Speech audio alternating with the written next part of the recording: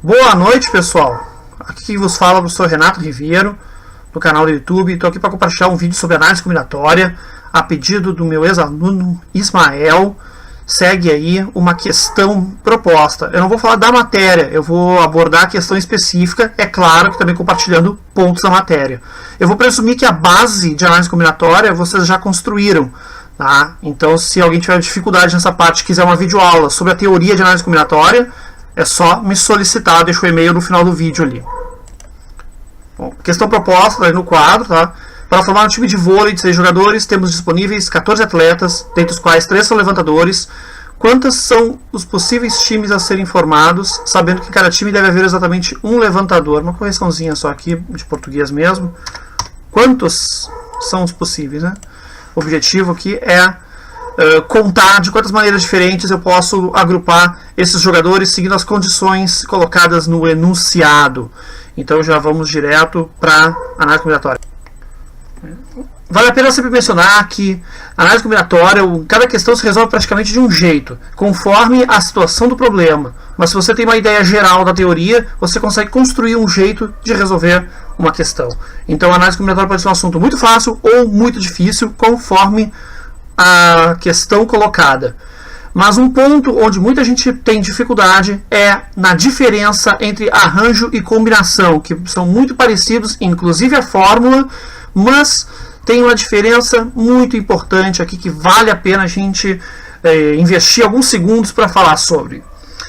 Bom, quando você lê um problema, né, voltando aqui rapidamente ao enunciado, né, você tem aqui o enunciado, tal, que você já leu, você pode dar uma pausa se quiser ler com mais calma de novo, e a gente pensa, pô, esse problema aqui trata-se de arranjo ou combinação, do que será? Bah, não sei. Então vamos ver a diferença entre uma coisa e outra para a gente poder se achar melhor. No arranjo, a ordem importa. Então, por exemplo, digamos que dentre aqueles jogadores de vôlei lá, a gente tem o jogador o Alberto, o Bernardo e o Caetano, tá? ABC. Se eu chamar primeiro o Alberto e depois o Caetano, é uma coisa. Se eu chamar primeiro o Caetano e depois o Alberto, é outra coisa bem diferente.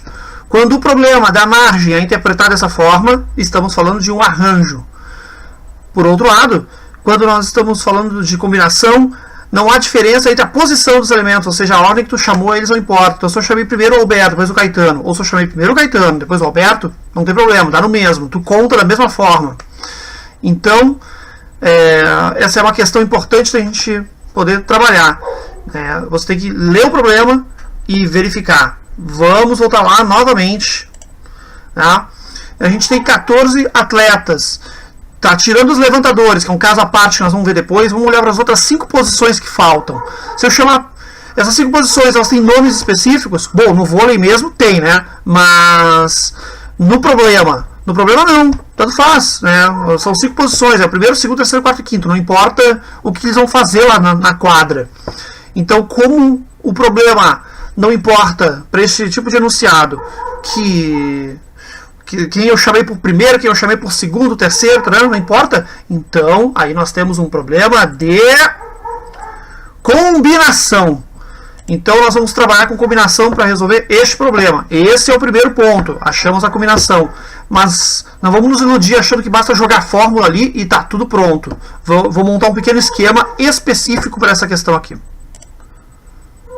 Eu costumo, quando eu estou falando de arranjo ou combinação, e até mesmo alguns casos específicos de permutação com repetição, eu gosto de distinguir o total do necessário.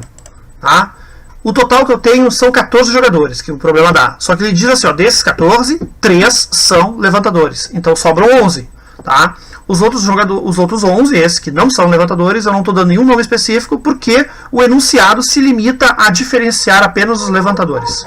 Bom, são 6 no time, a gente tem que ter especificamente um levantador. Não pode ter 2, 3 e não pode ter nenhum, tem que ter um. Então, restam 5 posições para serem combinadas entre os demais 11 jogadores. Então, nesse caso aqui, vamos só fazer uma separação com cores. Tá? Então, quando a gente fala dos jogadores das posições gerais, vamos chamar assim, estamos nos referindo aos verdes e o vermelho é os levantadores. Já nos acertamos quanto ao fato de ser combinação o problema. Então agora vamos montar aqui um esquema para calcular. E vamos também falar sobre esse mais aqui, que é bacana, da hora ali. A gente não dá conta, mas ele nos dá um indicativo bem legal. Então, pessoal, montamos aqui, né, a fórmula da combinação para cada caso. Então, pegamos os jogadores gerais, né, são 11 que a gente tem, e precisamos combiná-los 5 a 5. Então, essa aqui é a representação matemática, né, dessa situação. E os levantadores nós temos 3 e representamos em combinação 1 a 1. Bom, gente, quando a gente tem combinação 1 a 1, fica muito elementar que isso daqui é um 3, na verdade, né? Porque eu tenho aqui o levantador A, o levantador B e o C. Em cada time eu só posso escolher um deles. Tá? Então, a brincadeira a calculeira está toda aqui dentro no verde.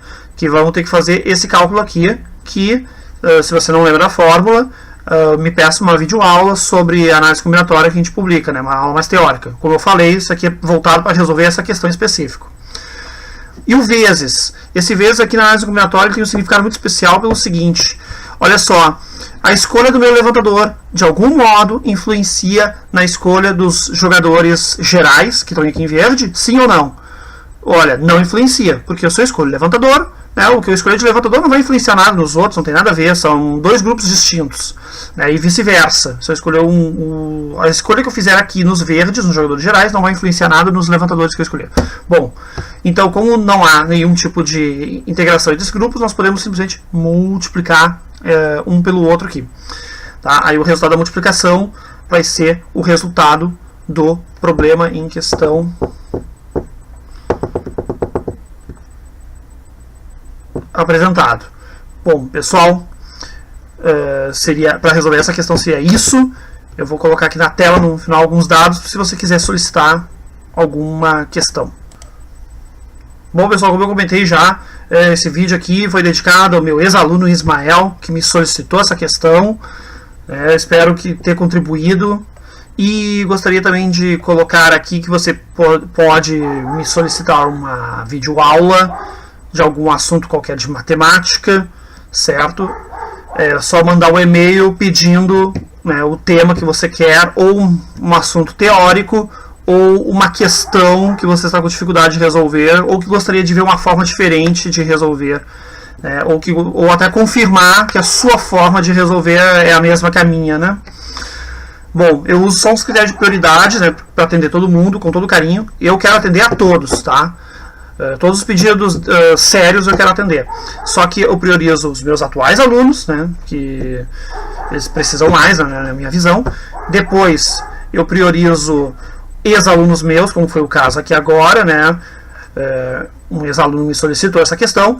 Ou também os meus próprios alunos, quando eles pedem alguma coisa que não está relacionada com a matéria que nós estamos estudando em classe. E, por fim, né, o público em geral. Mas isso não quer dizer que você não vai ser atendido. Só questão de eu botar uma ordem para mim, para minha organização e eficiência. Pessoal, entre em contato. Também aguardo seus feedbacks. Sugestões são sempre bem-vindas. Todo trabalho construtivo vale a pena. Um grande abraço. Professor Renato Ribeiro. Tamo junto.